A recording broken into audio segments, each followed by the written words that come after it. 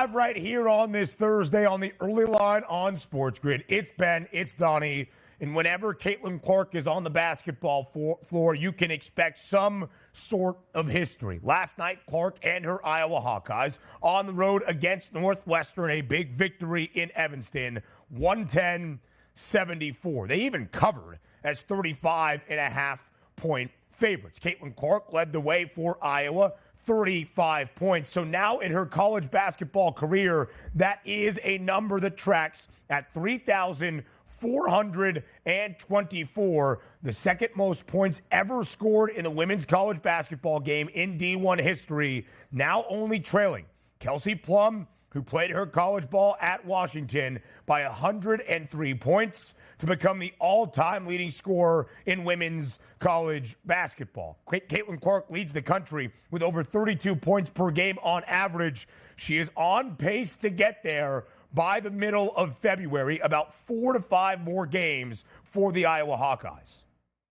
Yeah, and by the way, the spotlight on women's basketball pretty hot right now, and the reason is we are tracking Caitlin Clark. She's a lot of fun to watch. South Carolina's a dynasty. We'll see if LSU can actually go back-to-back this year if they get hot and make it through the tournament once again. But the interesting part about it is, like, I never would have known, like, Kelsey Plum played at Washington and was the leading scorer in NCAA history, but I do know Caitlin Clark's been moving up those charts here, specifically last year and into this year. It's fun. Like, they're getting a little bit more of that pub time, but also providing the outcomes that we like, Ben, right? Because if you would have told me today, like, hey, Iowa won 55-54 and Clark had 22 points. Like, no, I was out there in a women's basketball game dropping 110 points on the road. It's a fun brand of basketball to watch, and I'm sure the ratings will substantiate once we even get to those conference tournaments and the women's March Madness tournament.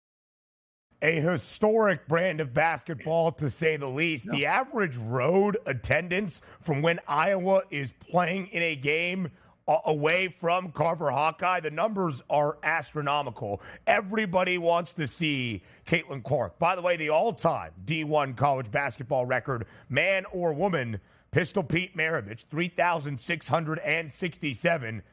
Believing that Iowa makes at least a run and will have some games in the Big Ten tournament, of course, will be an NCAA tournament team, probably with at least 3 to 4 games come March Madness. Caitlin Clark has the all-time record very much in her sights as well. About 3 to 4 games needed on this current trajectory to become the all-time leading scorer in women's college basketball. She needs 104 more points to set the all-time record. Now we go back to the men's game. Number 1 team in the country, the UConn Huskies in action last night at home in Stores against the Providence Friars. The Huskies were booked as a 13.5-point favorite against PC. They win by 9, 74-65. When we spoke yesterday, Donnie, the total was 139.5. It came all the way down to 136.5.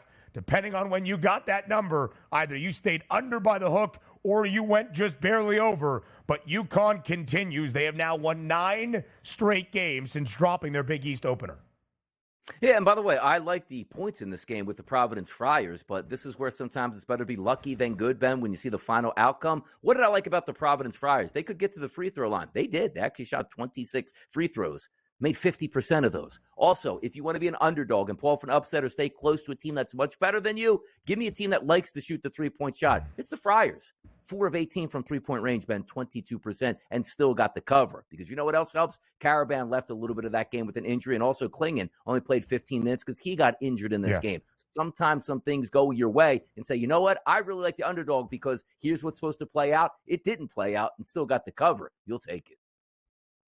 Got to monitor what happened with Donovan Klingon last night, a guy that has dealt with injuries throughout this season, only 15 minutes for Connecticut's star big man. Meanwhile, the freshman Stephon Castle leads the way for UConn, 20 points. Devin Carter on the other side for Providence, 20 points as well. The Friars have been booked as an underdog now 5 times in Big East play. They are a perfect 5-0 against the spread. An overtime thriller inside Mackey Arena in West Lafayette, Indiana. The number 2 team in the country, the Purdue Boilermakers, looking to get the revenge against Northwestern. The Big Ten opener for both of these clubs came back on the very first night of December in Evanston when Purdue was ranked number 1 in the country. Northwestern pulled off the outright upset in overtime at home.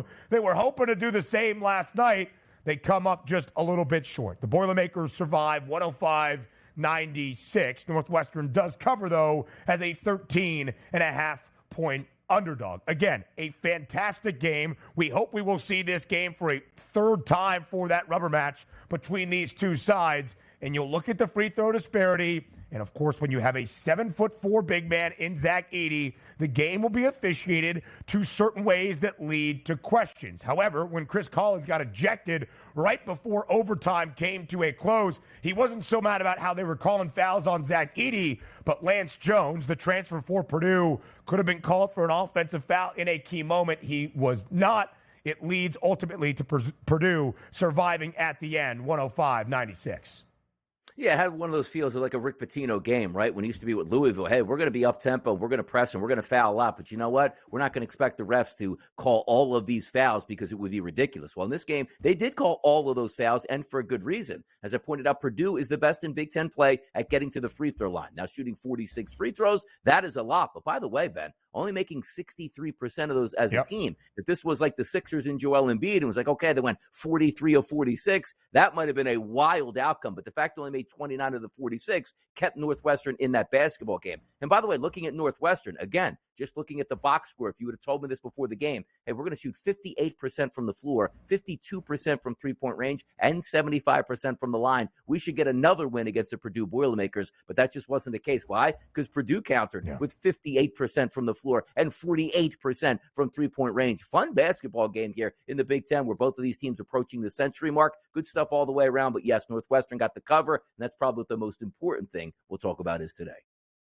Again, I want to make sure everybody sees the Chris Collins ejection. Go to social media, look it up. It was all time. While the ball was in play, still with seconds remaining in OT, he storms out onto the playing surface to get in the face of the referee, Courtney Green. He gets tossed, and as he leaves, he pumps up the crowd. An all-time ejection. Northwestern's backcourt, Ty Berry, Boo Buie, combined for 50 points.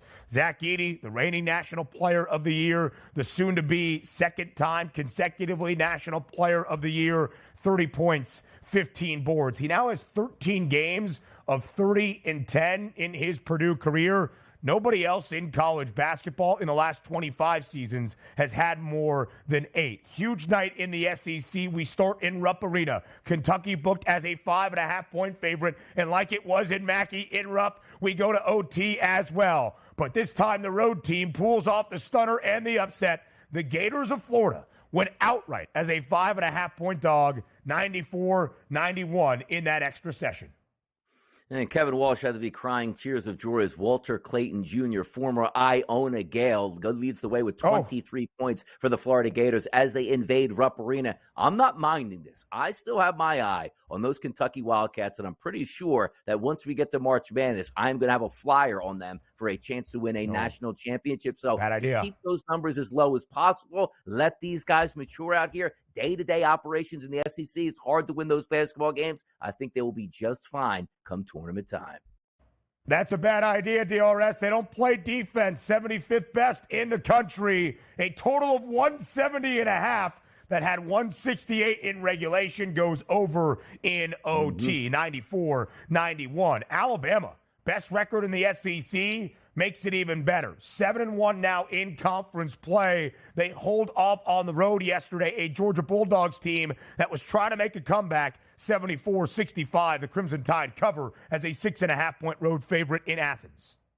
Yeah, I'm not sure what the team total. I'm not sure what the team total, Ben, for Alabama actually was, but they finished with 85. And let's just say, whatever way you would have bet that here, over or under, like 27 points at the break, just turn the TV off. There's no way I'm going to get my team totals. They hit the gas for 58 in the second half. Or if you were fading them and took the under on the road, feeling in good shape, man, that team can score.